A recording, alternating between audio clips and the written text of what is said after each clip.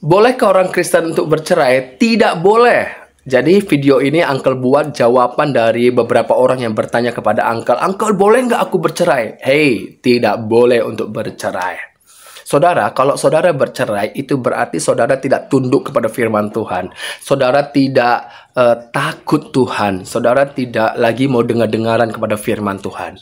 Saudara lebih dengar-dengaran kepada perasaanmu, keinginanmu, kepada nafsumu. Ya, jangan sama seperti Hawa, ya, jatuh dalam pelanggaran. Oleh karena apa? Dia memaksakan keinginannya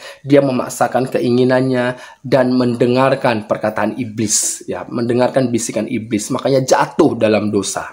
Saudara, sekali lagi saya ingatkan, jangan engkau bercerai karena Tuhan tidak mengendaki perceraian. Apapun bentuk perjalanan rumah tanggamu, ya, itu adalah namanya pergumulan. Ingat, pergumulan itu tidak melebihi kekuatanmu. Ya, kalau terjadi perubahan pada suami istri dalam sebuah pernikahan, saudara tidak boleh untuk bercerai. Tidak boleh. Ya, tidak boleh. Bergumul ini engkau harus dekat engkau harus di dalam firman Tuhan. Firman Tuhan mendapat tempat di hatimu supaya engkau tidak melanggar firman Tuhan. Kalau saudara memaksakan keinginan saudara untuk bercerai, saudara berarti tidak tunduk kepada firman Tuhan.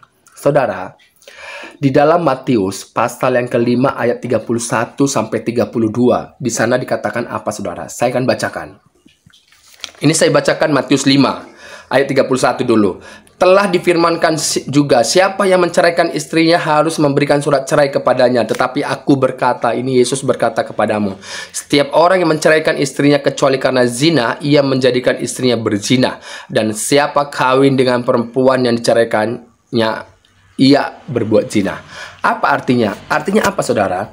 Walaupun dalam sebuah pernikahan terjadi ketidaksetiaan, ya, ketidaksetiaan. Saya tidak tahu apakah suami tidak setia dan dia punya nafsu yang lain kepada yang lain. Begitu juga dengan istri yang mempunyai nafsu kepada yang lain. Nah, itu namanya perzinahan. Jinah namanya. Ya, itu sudah berzinah. Ya, tetapi kalau saudara oleh karena ketidaksetiaan itu sehingga engkau bercerai, itu berarti engkau membuat perzinahan itu terus terjadi dalam perjalanan hidup rumah tanggamu. Makanya, walaupun ada ketidaksetiaan dalam sebuah pernikahan, tidak boleh bercerai. Karena kalau engkau bercerai, justru itu membuat engkau hidup dalam perzinahan. Yesus berkata, kalau kita memandang perempuan, memandang apapun, kalau kita inginkan dalam hati kita, itu berarti kita sudah berzina. Lebih hebat lagi ya, hukum perkataan dari Tuhan Yesus Kristus. Tetapi Yesus berkata apa? Di dalam Matius pasal yang ke-19 ayat yang ke-8 sampai 9. Musa menyetujui mengeluarkan surat perceraian itu karena kedegilan hatimu. Tetapi Yesus berkata, sejak semula tidaklah demikian. Apa artinya sejak semula? Sejak rancangan awal dalam Taman Eden, dalam Kejadian pasal 2 ayat yang ke-20, 21, 22, di mana satu rusuk diambil dan dibangunnyalah seorang perempuan. Ya, bukan dua perempuan, tapi satu perempuan, kemudian itu dibawa kepada manusia yang telah sadar itu dari tidurnya, dibawalah kepada manusia itu. Saudara, tidak ada perceraian yang dirancang oleh Tuhan. Yang ada adalah bukan lagi dua tetapi satu, ya, seperti yang Yesus katakan di dalam Matius pasal yang ke-19, ya. Saya akan bukakan Matius pasal 19 ayat yang ke-6. Demikianlah mereka bukan lagi dua melainkan satu. Karena itu apa yang telah dipersatukan Allah tidak boleh diceraikan manusia.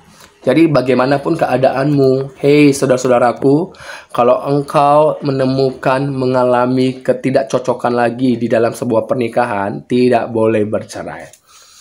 Kalau kita berpikir, apa sih yang tidak membuat engkau merasa tidak cocok lagi? Ya, mungkin dia kasar, mungkin dia ini, mungkin apapun itu. Apapun itu, tidak ada alasannya untuk bercerai. Tidak ada alasannya. Ya. Jadi saudara, kalau saudara tunduk kepada firman Tuhan, tidak boleh bercerai. Seperti apapun keadaannya, tidak boleh bercerai. Engkau harus berdoa kepada Tuhan.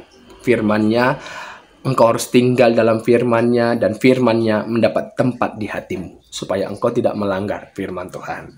Ini aja dari saya, Uncle Mandil. Tuhan berkati.